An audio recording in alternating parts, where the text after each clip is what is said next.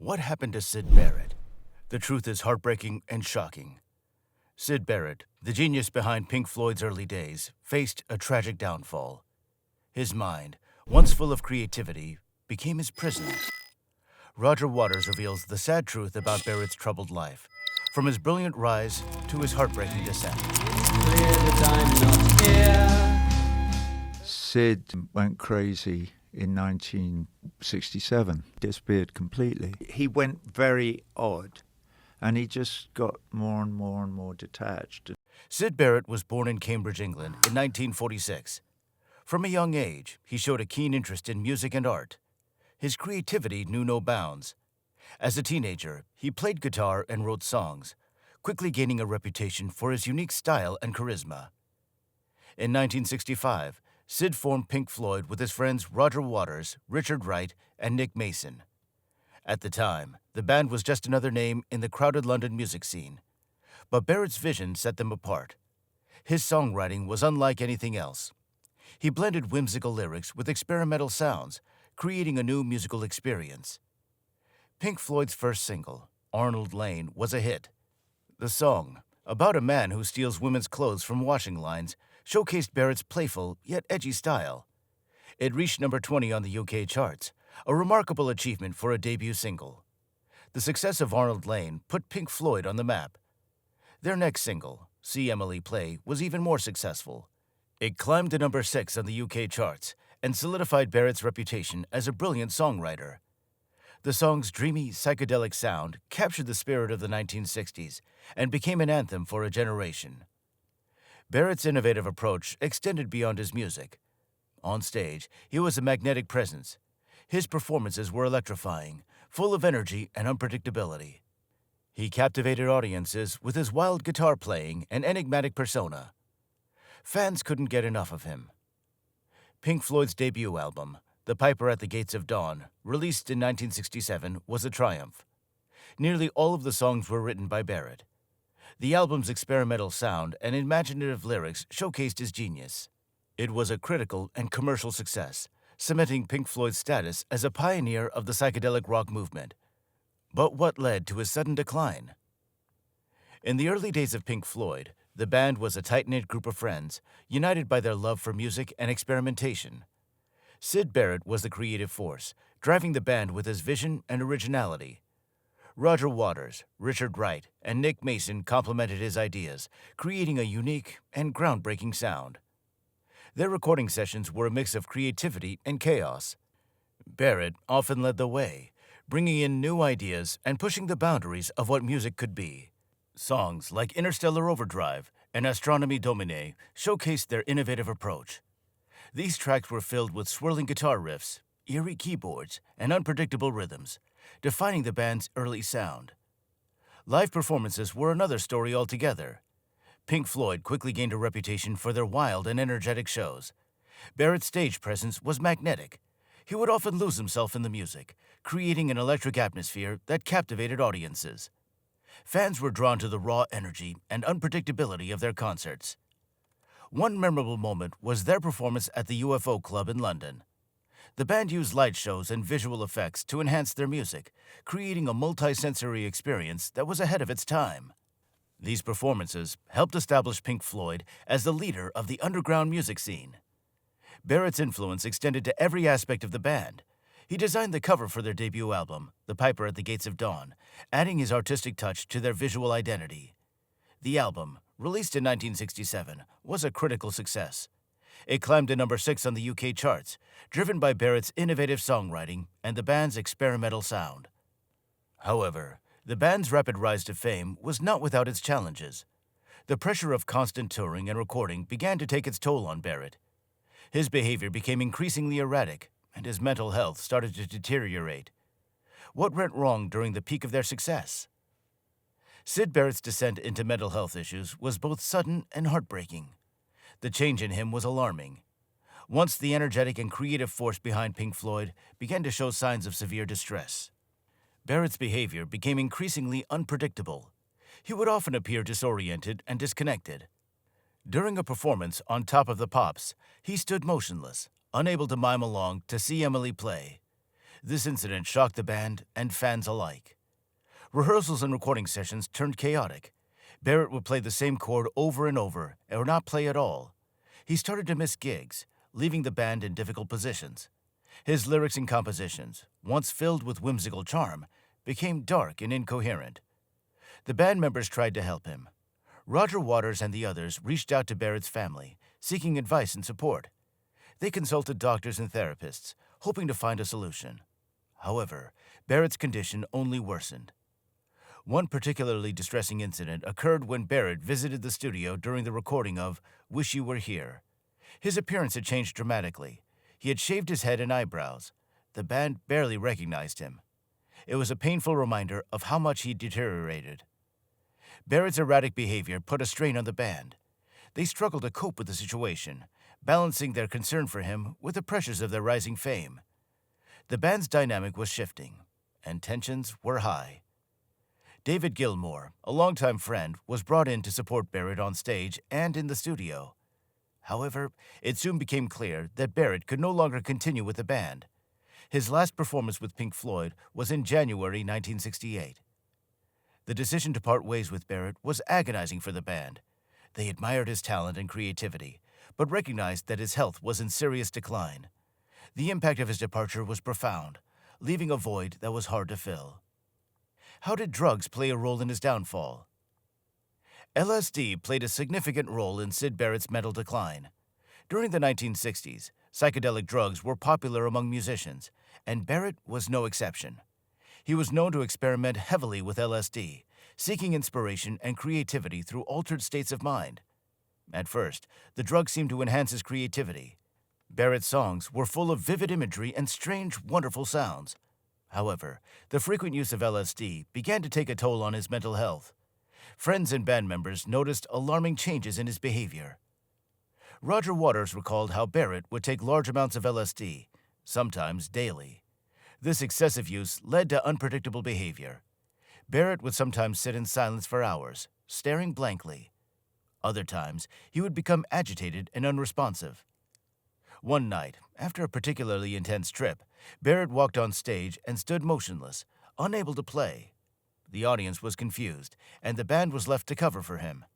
These incidents became more frequent, making it clear that Barrett's drug use was causing serious problems. The other band members tried to intervene. They urged Barrett to reduce his intake, hoping it would help him regain some stability. Barrett's dependence on LSD continued to grow. His behavior became more erratic, and his grip on reality weakened. Barrett's mental state deteriorated further. He began to lose touch with reality, experiencing severe mood swings and hallucinations. The once brilliant and imaginative songwriter was now struggling to function. The band watched helplessly as their friend's condition worsened. The impact on the band was profound. Recording sessions became chaotic, with Barrett's unpredictable behavior causing disruptions. The band's live performances also suffered, and their reputation was at risk. Yet despite these challenges, the band remained loyal to Barrett, trying to support him through his struggles. Roger Waters and the others were deeply concerned for Barrett's well-being. They saw the devastating effects of his drug use firsthand and knew they had to take action. What did Roger Waters do to try and save his friend? Roger Waters watched his friend Syd Barrett's decline with a heavy heart. He couldn't stand by and do nothing. Waters reached out to Barrett's family, hoping they could help. He spoke with Barrett's brother, trying to understand what was happening to Syd and how they could support him. Waters suggested getting medical help. He found doctors and therapists, arranging appointments for Barrett, but Syd was resistant. He often refused to see the specialists, and when he did, he was uncooperative. The frustration and sadness grew for Waters and the band. One emotional moment came when Barrett's brother visited London. He met Syd and tried to talk sense into him. Afterward, he told Waters that Syd seemed fine. Waters disagreed. He saw the deeper issues, the moments when Syd was lost in his mind, disconnected from reality. Even with all their efforts, Barrett's condition worsened. Waters took on the emotional burden, feeling responsible for his friend's well-being. The band was also affected. They had to balance their growing success with the pain of watching Barrett struggle. The stress took its toll on everyone. Waters tried different approaches. He spent time with Barrett, hoping his presence would provide comfort. They reminisced about better days, but their conversations were often disjointed, Waters felt the weight of losing his friend to an invisible enemy. The band's attempts to record new music with Barrett became impossible. He would sit silently or play random notes, lost in his thoughts. The sessions were heartbreaking. Waters knew they couldn't continue this way. The decision to part ways with Barrett was looming, and it tore at them all. Finally, the band had to make a painful choice. They decided to continue without Barrett, bringing in David Gilmour to fill the void. It was a heartbreaking but necessary step. Waters and the band kept hoping Barrett would recover, but they had to move forward. How did the band move forward without Syd? After Syd Barrett left Pink Floyd, the band faced an uncertain future. They brought in David Gilmour, a talented guitarist and an old friend, to help fill in the gap. Gilmour's arrival marked a new chapter for the band. Gilmour's influence on the band's sound was immediate. He brought a new depth and sophistication to their music. His guitar work was precise and emotional, complementing the band's evolving style. With Gilmour on board, Pink Floyd began to explore new musical directions. The band's first major success without Barrett came with the release of The Dark Side of the Moon in 1973. The album was a masterpiece. It delved into the themes of mental illness, time, and human experience, reflecting the band's experiences with Barrett. The album's success was phenomenal, staying on the charts for over 14 years and becoming one of the best-selling albums ever. Songs like Brain Damage and Eclipse carried echoes of Barrett's story, adding layers of meaning to the music. Roger Waters' lyrics were deeply personal, drawn from the pain and confusion of losing his friend. The album's innovative sound and emotional depth captivated audiences worldwide. Next came Wish You Were Here in 1975, another tribute to Barrett.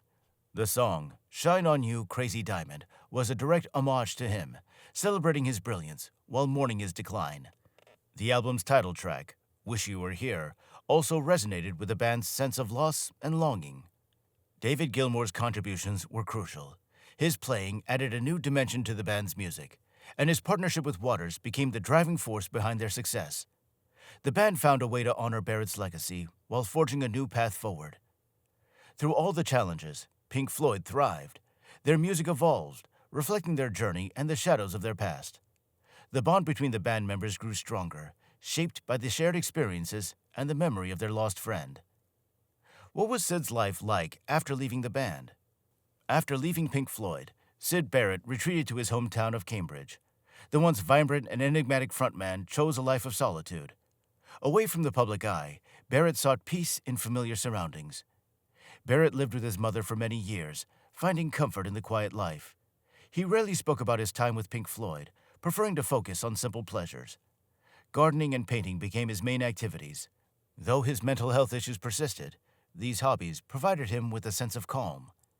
Occasionally, Barrett would venture into town. Locals often saw him riding his bike, a shadow of the rock star he once was. He avoided the spotlight, and those who recognized him respected his need for privacy. Barrett's artistic talents never left him. He continued to paint, creating abstract and colorful works that reflected his inner world. These pieces, though rarely shown, were a testament to his enduring creativity. Music, however, became a distant memory. Barrett rarely played the guitar or wrote songs, choosing instead to leave that part of his life behind. In the 1980s, Barrett lived alone after his mother passed away. His sister Rosemary became his primary support. She respected his wish for privacy, shielding him from the outside world.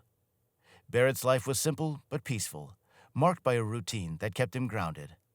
Fans and musicians alike celebrated his work, and his legacy grew. Pink Floyd's tributes to him, like Shine On You Crazy Diamond, kept his memory alive in the hearts of many. Barrett's health declined in his later years. He passed away in 2006 at the age of 60 due to complications from diabetes.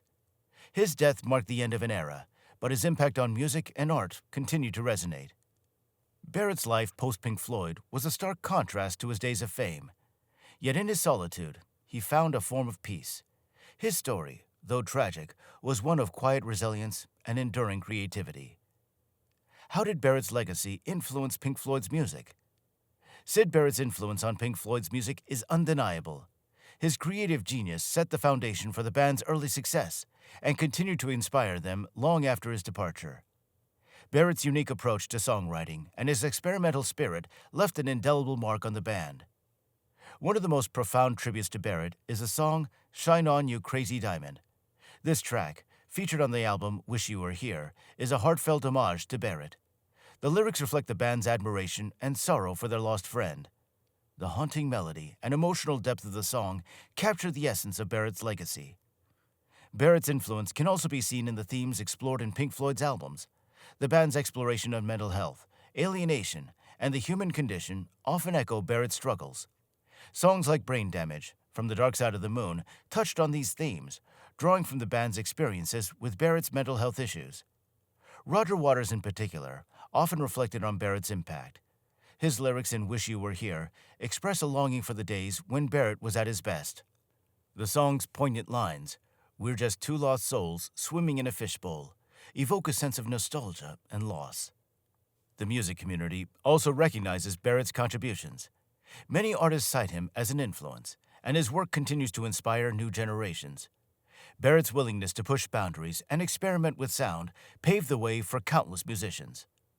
Despite his short time with Pink Floyd, Barrett's legacy lives on through their music. His creative spark ignited a band that would go on to become one of the most influential in rock history. The themes and emotions in Pink Floyd's music often serve as a tribute to Barrett's life and struggles. Barrett's story is a reminder of the fine line between genius and madness. His influence on Pink Floyd is a testament to his lasting impact on the band and the music world. His work continues to resonate, proving that his legacy is far from forgotten. What are Roger Waters' reflections on Barrett? Roger Waters often reflects on his time with Syd Barrett. He speaks about Barrett's brilliance and the deep sadness over his decline. Waters remembers the early days when Barrett's creativity was the heart of Pink Floyd. His songs were full of life and imagination, inspiring everyone around him. The bond between Waters and Barrett was strong. They shared a deep friendship that made Barrett's mental health issues even more painful to witness. Waters felt a mix of sorrow and helplessness as he watched his friend drift away. The emotional toll was heavy, leaving a lasting impact on Waters and the band. Waters' reflections on Barrett often turn to admiration. He sees Barrett as a genius whose light was dimmed too soon. The songs and memories they created together remain close to his heart. Waters channels his feelings into music, keeping Barrett's spirit alive in the band's work. Comparing Barrett to other music legends like Roger Daltrey of The Who highlights different challenges faced by musicians. While Barrett struggled with mental health, Daltrey faced the effects of aging and hearing loss. Daltrey, like Barrett, had a significant impact on his band, shaping their sound and success. Daltrey's reflections on aging show a different kind of struggle. He talks about the difficulties of performing at 80, dealing with hearing loss, and the physical toll of decades on stage. Daltrey remains dedicated to his music and fans, finding ways to adapt and continue performing. Both Barrett and Daltrey show the complexities of life as a music legend. Barrett's story is one of tragic decline, while Daltrey's is about resilience and adaptation. These contrasting paths illustrate the different ways musicians cope with the pressures and realities of their careers. Waters sees Barrett's legacy as a poignant reminder of the fragility of genius. He honors Barrett through his music and memories, keeping his friends' contributions alive. The emotional connection and reflections on Barrett's life continue to influence Waters' work. Syd Barrett's story is a tragic reminder of the fragile nature of genius. His contributions to Pink Floyd and music will never be forgotten. If you found this video insightful, please like, comment, and subscribe for more in-depth stories about music legends. Share your thoughts about Syd Barrett in the comments below.